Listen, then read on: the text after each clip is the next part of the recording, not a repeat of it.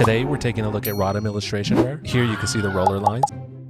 And this is probably one of the clearest examples I've ever seen. They continue all the way to the top and start to slightly fade as we move towards the center. You can't really see any roller lines on this side of the card. I'm also not seeing any scratches, printing specks, or dirt. Now as we move back over to the left side of the card, you're going to see severe damage to the penny sleeve, not the card. But you do see those roller lines appear again. And you could clearly see that this side of the card was heavily affected by the roller. That's pretty much it for the back surface. Now let's take a look at the corners and edges. That corner should be a little bit rounder. Here's an example of one that looks similar and got a subgrade of 8.5. And then here is what a 10 would look like.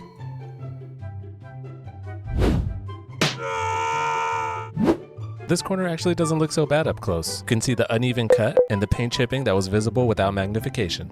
That will definitely hurt the edge score. But on the bright side, the bottom looks really clean. I don't see any chips or edge lifts. Oh, and this one also isn't that bad. You have a very small micro tear, uneven cut, and that lifted edge is barely visible. It must have been the light hitting it from a bad angle. Now this edge looks good. However, if you look towards the center portrait, you can see all those roller lines we discovered under the black light. The rest of this edge looked really good, so let's take a look at the final corner. Now the corner itself actually doesn't look too bad. Aside from that slight point, all you can really see are the roller lines. Not bad. Here I found some very slight edge wear. Most of it isn't too bad, but there are some spots that will likely bring the subgrade down by at least 0.5. Alright, let's flip it around.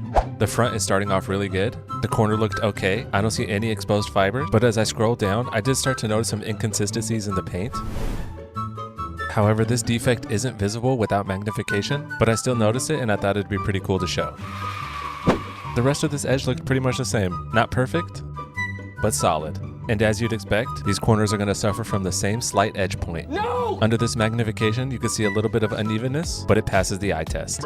Now you can see some exposed fibers, but those are just being amplified for the time being. I think the bigger story here is the uneven cut. And on modern cards, graders want them perfectly round. Alright, the rest of this edge looked pretty consistent with the rest of the card. Now let's take a look with the black light.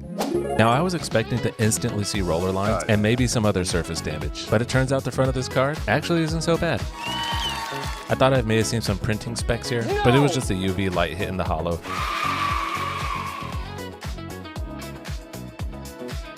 Everything else seems to be checking out nicely. No micro scratches or residue. Oh, right here I spotted some roller lines.